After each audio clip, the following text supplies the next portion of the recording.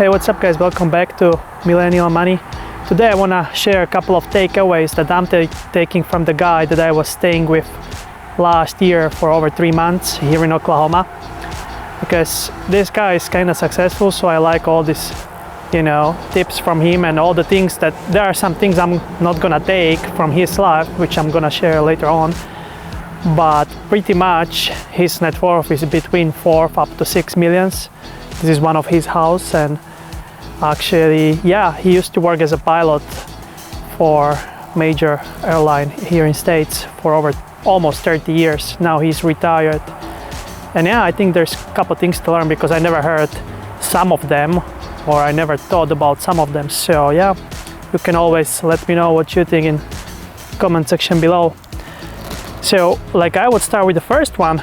Actually, his land is pretty big. It's way bigger. There is a guest house in the back over there. So the first lesson that I'm taking from him is that he was over almost 30 years old when he did his first flying lesson. Now I think why it's important even for me, because especially I did see a lot of people, let's say they graduate from law school or being a nurse, so they done that job for a whole life even though they hate it. I'm pretty sure you might know some people like that too, but he's kind of a good example because he was working so he has a master's degree from marketing, but he did that, then he was working in the oil field and all other stuff, and at the end of the day how he started to do flying, it was just he got a present from his wife that was kind of flying lesson or something like that. And after that he fell in love with flying and he got his license, and he started to fly for, I think it was TWA. So that's what I realized, that because I'm pretty sure there might be some of your friends or somebody in your family, or it might be just you, that you do something you don't enjoy and you think you have to stick with it because it cost you money to get there, whether it was school or some license. But again, what I took, it's life is long enough, you can start from scratch and make something, and you can do something that you like. So then the second that I took from him, actually there's my car in background. It's a rental, but hybrid, I really like it. I'm thinking about buying electric car, which we'll see, but anyway. So the second that I took from him is that this is his quote, what he told me. I did hear it first time from him. Of course, it's been out there for X years, but he told me, Michael, if you fail to plan, you plan to fail. And I did think about it, and I did say something about this in another video when I was staying with a farmer. And it's, for me, it's 100% true. If you want to buy something, you have to plan. If you want to retire early, you have to plan. If you want to make some money, you have to have some goals that follow some plan or anything like that. So it's normal to plan. I know there's a lot of people saying you don't plan because you don't know what is gonna be tomorrow. Usually all these people, in my scenario or in my case, all these people, they told me that you don't have to plan, they just didn't accomplish anything.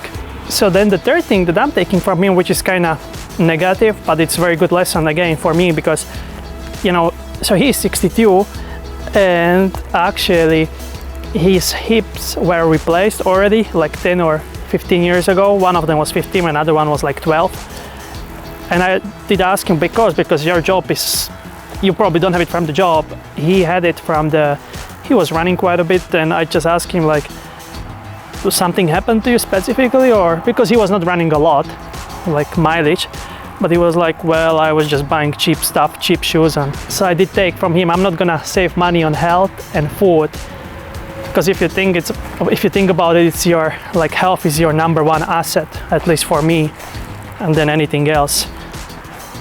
So that was when it comes to this part, because I think he didn't enjoy his 20s or 30s when he was kind of my age. I think he was hustling a lot, but always just focusing about saving or making, and I think so he didn't enjoy it.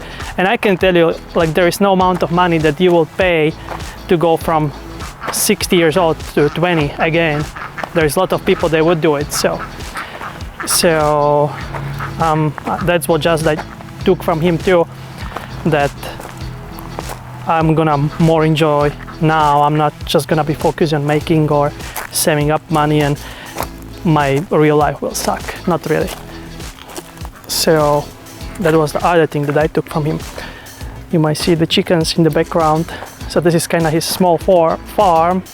Like takeaway number 4 that I take from him is that know your goals and know your expenses. Because he told me once you get in the point you make a lot of money, obviously you spend more money. So it's good to know where you spend and just you have kind of, you know, overview of your finance, which I do have actually. I think I'm very well organized, but always can be better. And he told me it's important, so I would just always do it. And then he told me, like, with the expenses and income, you want to have some goals, and they should make sense to you, you know. But that's what we know already, that it's kind of good to have them, but you don't have to get crazy. So that's what he told me. Like, I always knew I want to have, like, let's say 10 rental properties until 30 or until my 30, or I want to have 10 millions by 50 years old. That's what he was saying to me as well. So and it was actually, the thing is about the pilots, what I figured out. So this is the 3rd pilot that I know, and all of them seems they understand money, they understand finance, they understand time management and all other stuff. But it's just like a couple people that I met. But yeah, that's what I figured out. Because this week I'm back in Oklahoma and I was hanging out with his friend, and his friend was, or he's still pilot, he's a captain, and he's making like $500,000 a year, which is very good. Of course it's before tax, but he's paying low income tax. Of course it depends where you are living it. But yeah, all these pilots, they know their stuff. This is like other shade that he got, the John Deere I was using yesterday, the tractor. So that would be the 4th. Then the 5th is kind of like giving back, because you know, both of them, they made it big. Not a lot of people reach a couple millions net worth, and they did. Him and his friends, and him and his friend, and they told me you want to give back, and it's very kind of cool to hear, because these days you see people writing checks for big charities and they want to have a picture, you know, like that people take a picture of them that everybody sees. And it's just my opinion, whether you are helping somebody, you don't make it because of the public or anything like that. You do it because you want to. So he was like, yeah, I can write you a check. That's what he told me. I can write you a check if you want. I was like, no, I don't. It's, you know, I can work for that money. But yeah. So some people are so nice. I mean, they try to. Of course, it depends where they come from. And this is actually one of the guest house. It's pretty big. It has 2 floors. In this location, you can rent it out for, I would say, like $1,500 a month. It has everything, like bathrooms, kitchen, AC unit, and so on. He just doesn't want to.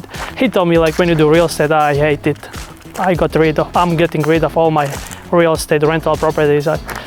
So that's what he doesn't enjoy, to deal with these tenants. But he could leverage that, right?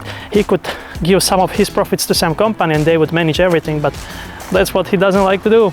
And he told me, like, I asked him, well, tell me some of the advice with the money that I do make or have. And he was like, no, I'm not gonna do that because I hate to do that.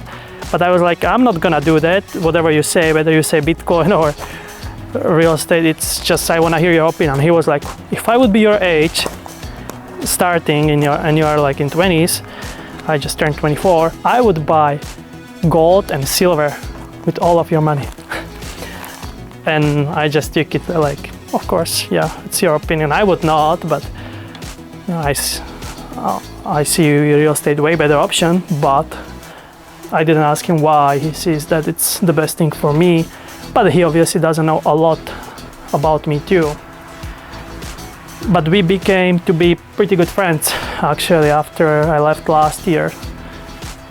and we just got to know each other very randomly. I was trying to find a place to stay, and he helped me a little bit with his wife too. Great people, and they didn't have to. So guys, let me know which one you like the most, or what do you think you would apply in your life, and you can just put it in the comment section below. I really like to meet these kind of people, and I just realized I met so many people like him or the farmer that I was staying, so I can make pretty good content on it, and I like it a lot because I know a lot of people, at least some of my friends, a lot of my friends, they don't, get out from our hometown where we grew up, not even to go 10,000 miles, live somewhere, make money, and get to know different people and see their approach to their lives. And you wouldn't believe, but some of the people are so different when you compare the continents. But of course it depends where you are and with whom. But yeah, so thanks for watching, and until next time, see ya.